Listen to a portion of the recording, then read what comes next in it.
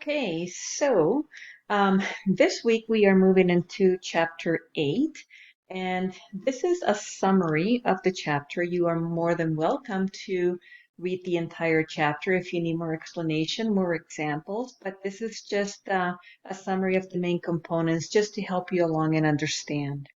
Okay? The guiding question for chapter 8 is: to what extent did historical globalization change people's lives?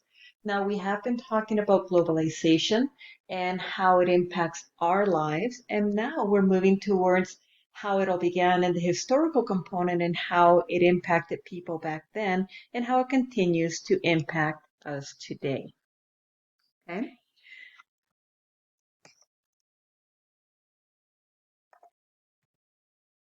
Okay, so think of when you want something. What is it that you do to get it? Okay, typically, when we do want something, we will usually try to find a way to get it. So, at one time, Europeans thought oranges as a delicacy. Now, why was this? Because it took a lot of time and effort to transfer oranges from Southern Europe to Northern Europe. Okay, humans had to use horses and donkeys and camels to transport these delicious treats.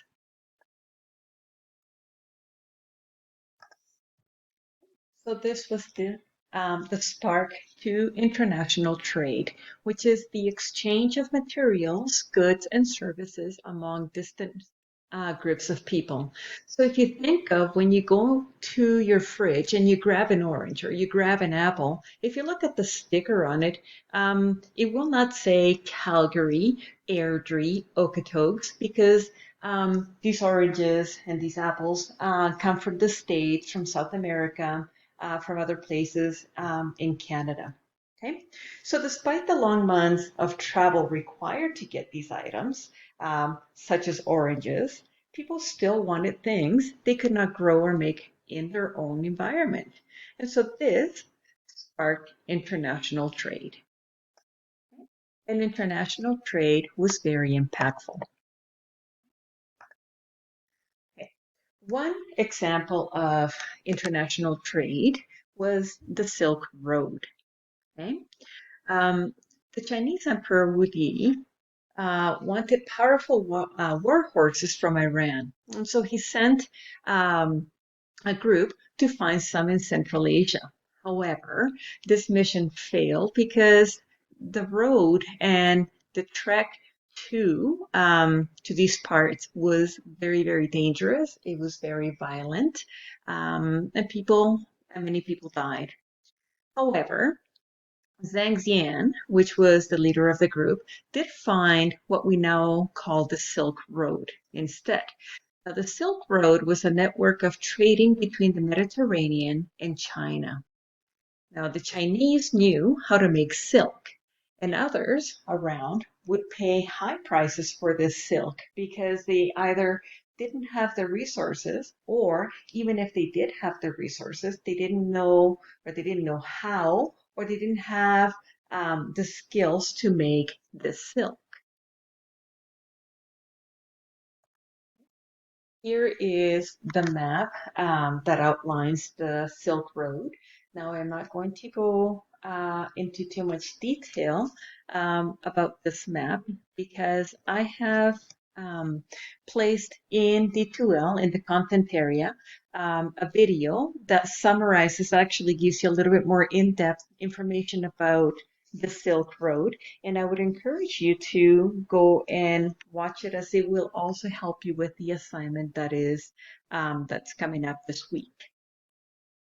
Mercantilism, it's a term that you will need to know for this course, and it's a Eurocentric economic policy whereby European monarchs increase their wealth through international trade.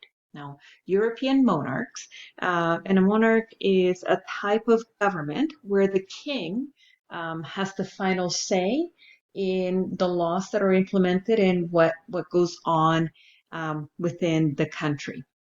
Okay, so these monarchs sponsored colonies which provided natural resources.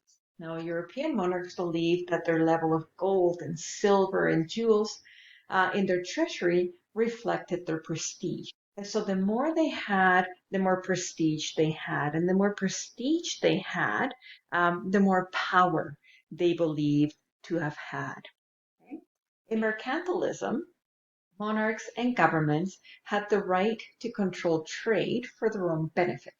Monarchs would sponsor some trading ventures with their own money, and then would send these businesses to the colonies so that they could get resources for themselves.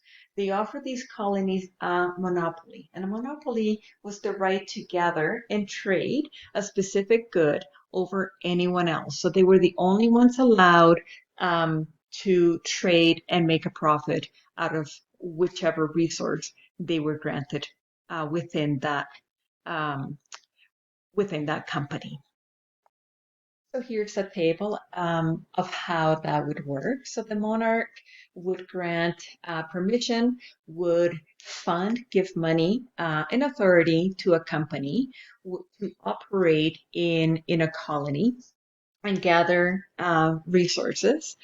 And so once the colony gathered those resources, then they would send the natural resources back to the monarch and give the portions. Well, the company would make some money, and then the company would send the resources and the profits to the monarch.